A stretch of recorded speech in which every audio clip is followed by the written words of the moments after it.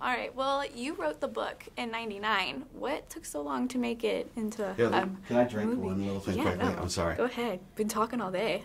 Your question. Yeah, I published the book in '99, and it's now 2012. And the reason why it took so long to make the movie is I needed distance from this story. It was so personal to me to be able to do a true adaptation, because I didn't want to just film the book. I already have the book. I wanted to find the cinematic equivalent of this story, and I needed the time. I can understand. It's a very emphatic story. I like that. Like, yes. Like, I found that anybody could relate to it, whether if you're put in that position or not. And this is not your first film, right? No, I made a movie. I directed a micro-budget movie. Oh, nice. We got it in the can for $48,000. Wow. I was 23 years old, and my comment about my first feature is half of it's really good. You know what I mean? The other half is like,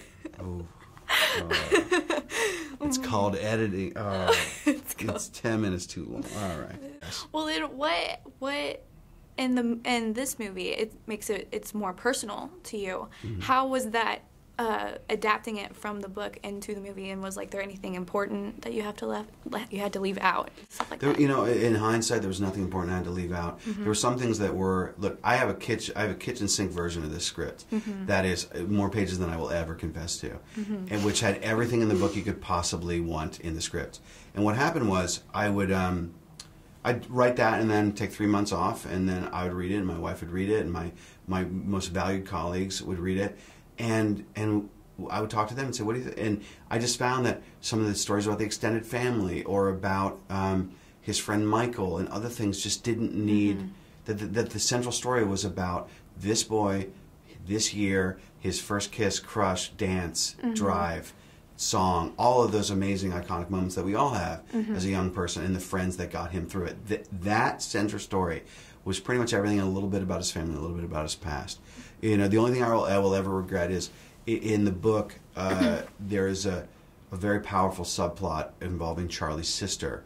I did script that. Nina Dobrev was brilliant in playing it. Oh, yeah. But what I found was, and ultimately, that was the last thing to go, and that broke my heart a little bit, because her work was so great. But I realized that by that point, towards the end of the movie, there was so much going on that it just, it was load-bearing. I couldn't do it. Yeah. Speaking of the cast, there could not be a more perfect cast. Thank you. It was exactly what the... Yeah, I got the dream cast. Yeah, you really did. I think this is one of the greatest, you know, and I told this to our casting directors. We had 5 or 6 weeks to cast it.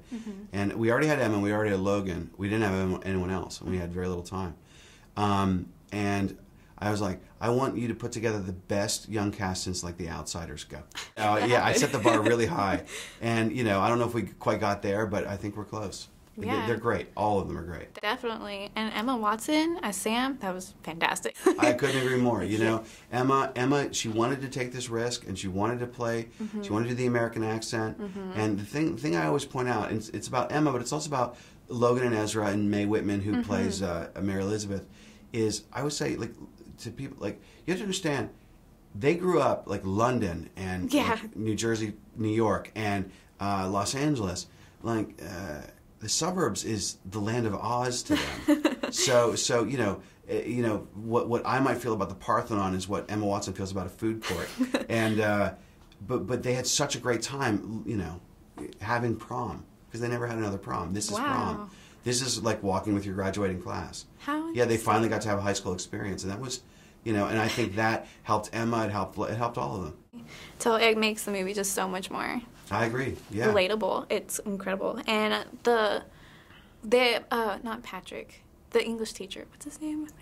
Bill in the book, Bill. Mr. Anderson in the movie. Yes, the line that we accept the love we think we deserve. What is the origin for that line? We accept the love we think we deserve. You know, when I wrote the book, I was going through a really tough time after a breakup, and I had this central question of, I wanted to know why, and we all have this. Why do such good people let themselves get treated badly? I never understood it. And I didn't understand it with me. I didn't understand it with people I love.